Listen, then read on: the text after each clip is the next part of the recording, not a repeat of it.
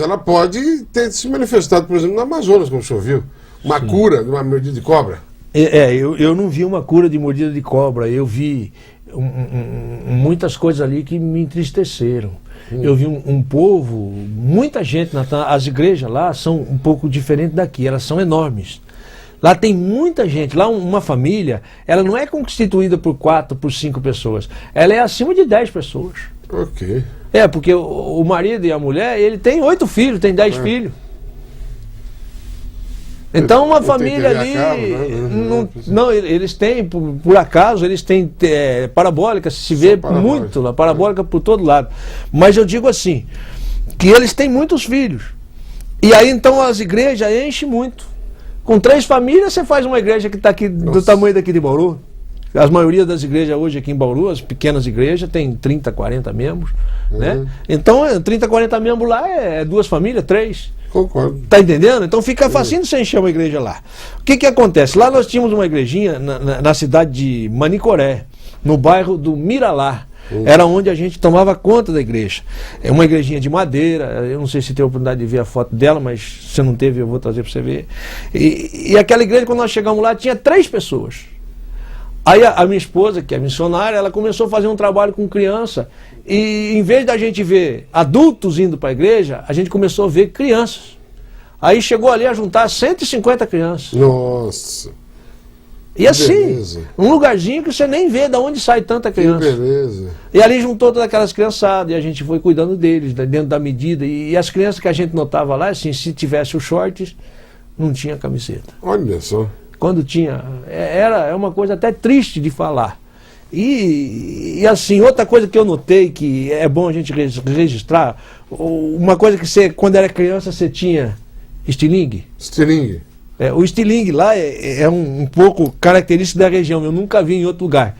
Eles amarram aqui no dedo, não sei se está dando para ver aqui, não tem o V do nosso dedo assim, eles amarram o elástico aqui, não tem furquinha. E aí? Para ficar mais fácil, quer dizer, o passarinho senta, eles já estão com o estilingue na mão. E para puxar. Porque a parte, vamos supor assim, de responsabilidade de lar dos pais, o pai sai de manhã, é o que a gente pode notar, e é triste de falar, ele sai para arrumar comida para ele, e não para os filhos. Então cada filho tem que arrumar a própria comida. Poxa vida. Então ali eles matam tudo quanto é passarinho que chegar e sentar na cidade. Que petardo, hein?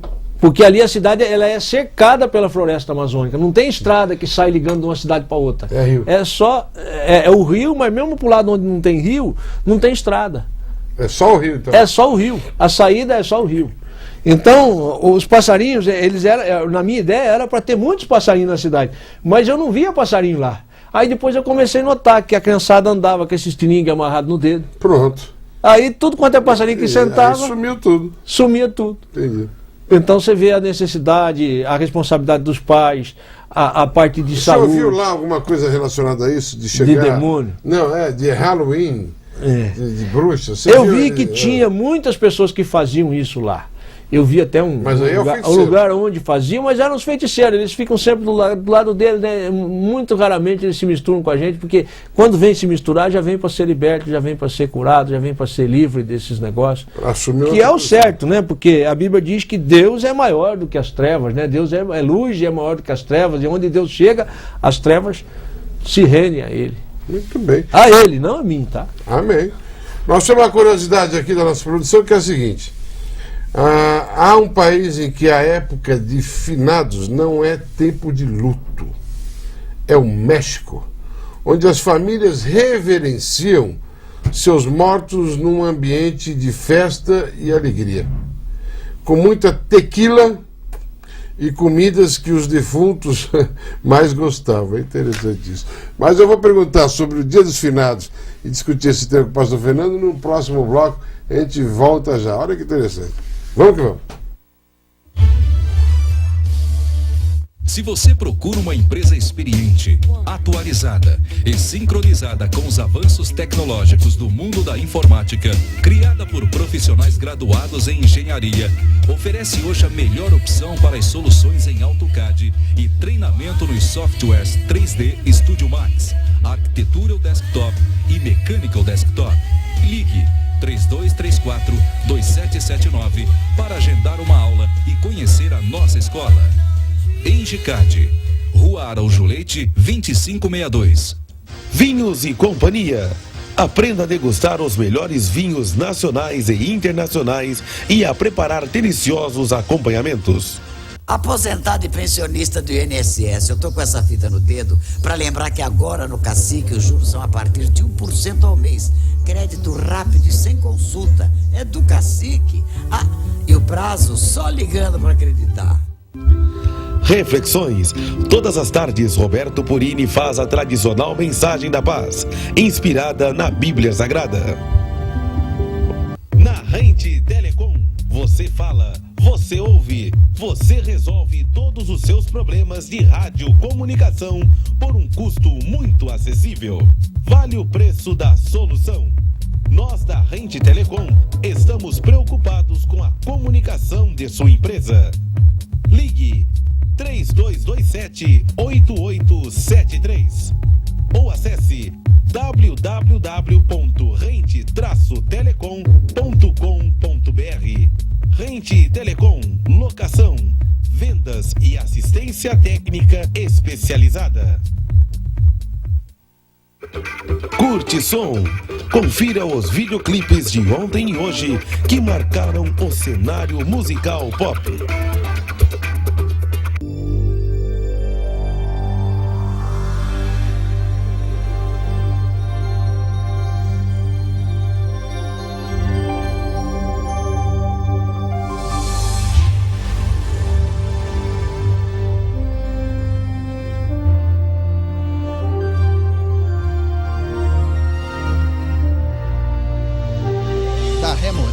Marcas e Patentes, uma homenagem aos 100 anos do 14 bis.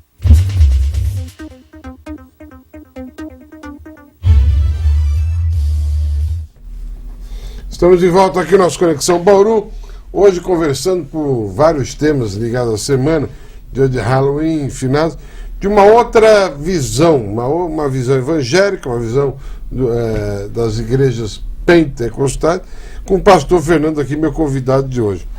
Pastor, então agora vamos ao tema, esse tema que se é dito como dia de finados. Necessariamente, eu pesquisei alguma coisa, na Bíblia não tem nada que leve ao dia de finados. Estou errado ou tem algo, o senhor como um estudioso da Bíblia, tem algo que se leve a ter um dia para homenagear os finados, enfim, alguma coisa relacionada a isso? Da maneira que a gente vê na Bíblia, Deus ele não aceita que se consulte os mortos, né?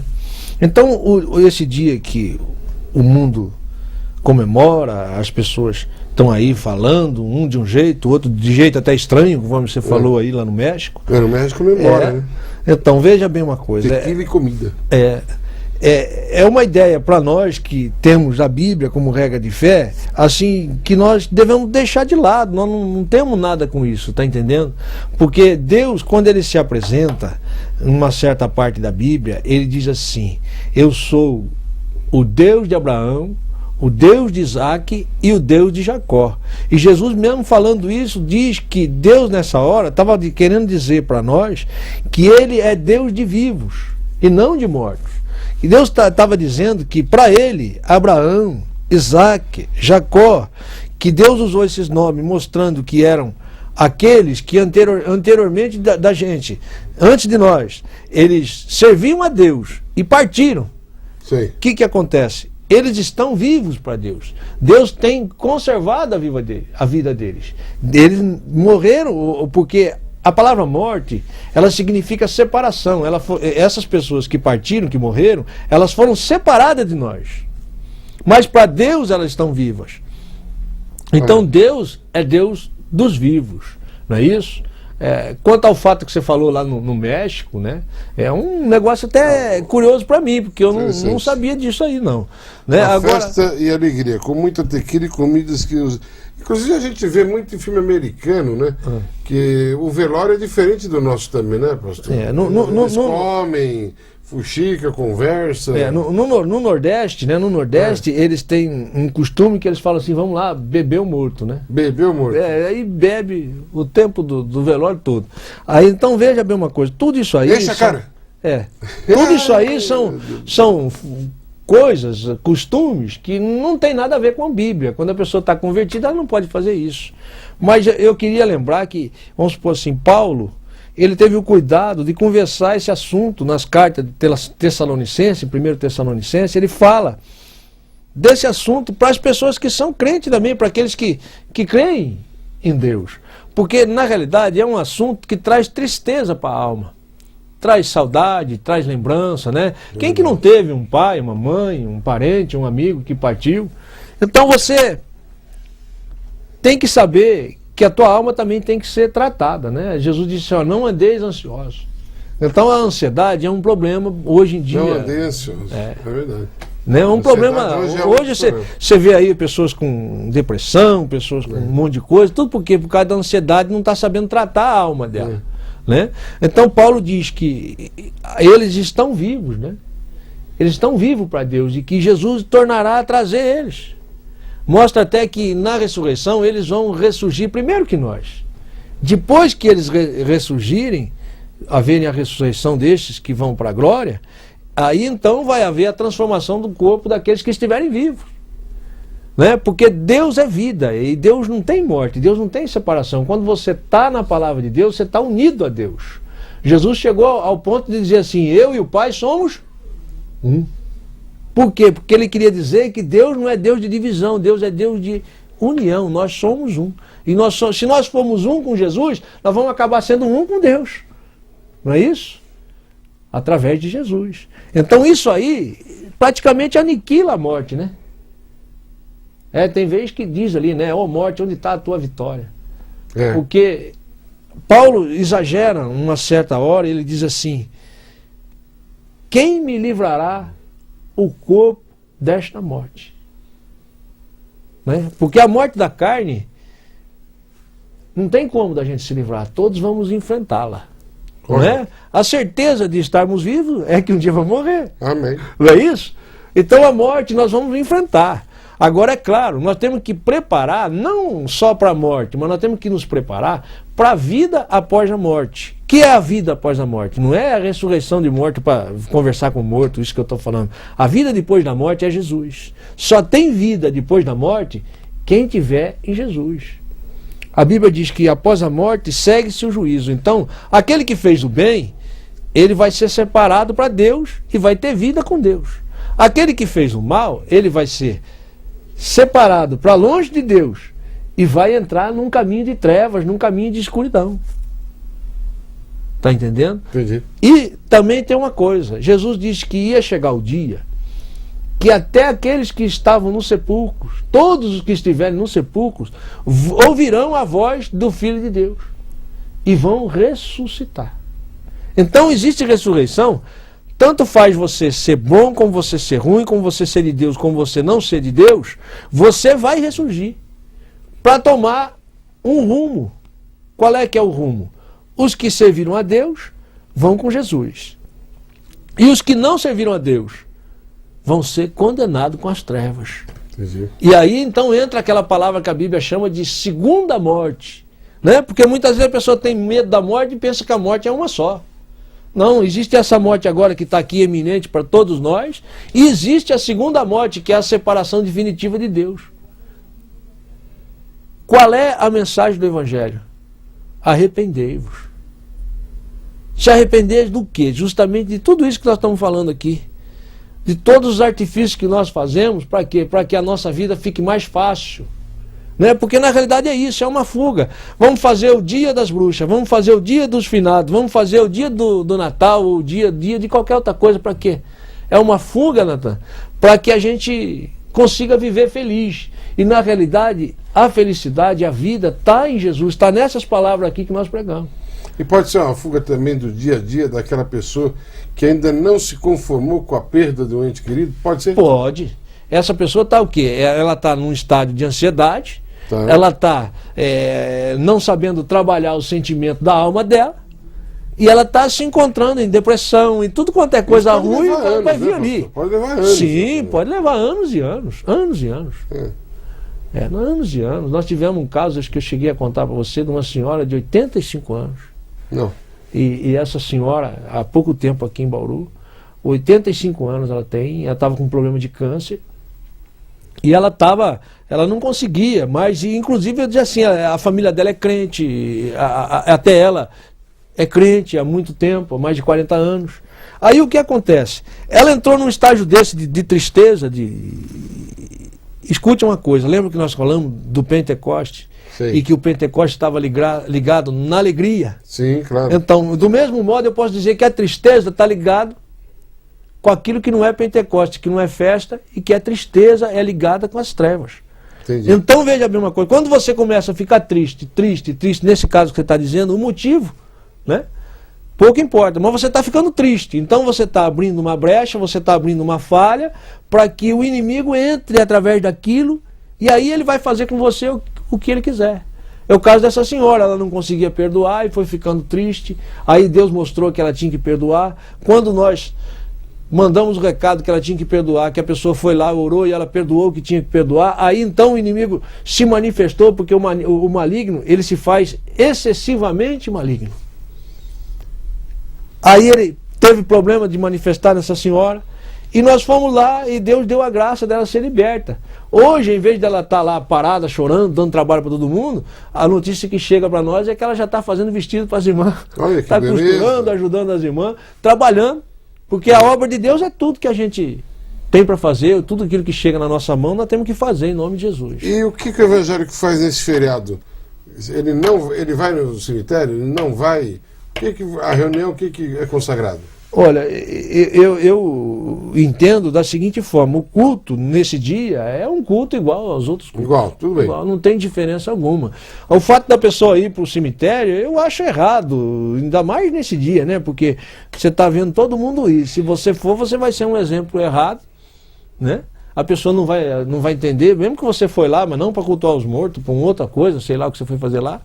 Não deve ir, porque a pessoa vai olhar e falar, é crente, está indo no cemitério, como é que fica, né?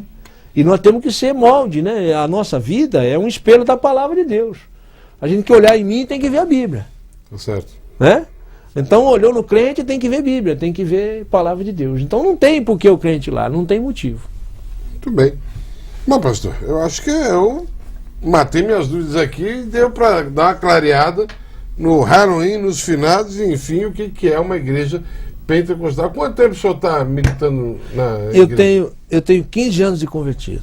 15 anos de convertido. 15 anos, é. E como pastor? Como pastor já há 3 anos. Que foi aí o batismo de fogo no Amazonas. Aí? Ali no Amazonas eu fui como missionário. Missionário. Eu sou missionário desde 98. Como é que é essa hierarquia numa igreja, pastor? Você podia dizer? Depende muito da igreja. Tem igrejas que, por exemplo, não consideram um cargo de missionário, né? Eles acham que missionário, qualquer um é missionário. Mas para mim não. Para mim, missionário é um dos cargos mais importantes que existe. Porque quem pode abrir obras senão um missionário? Aquele que foi enviado. Eu entendo missionário como aquele que recebe uma ordem específica de Deus, uma missão de Deus. Uhum. Esse é o missionário. Então eu não posso desprezar um cargo de missionário, um cargo de pastor, um cargo de evangelista. Cada um tem a função, a responsabilidade, os direitos e os deveres, né?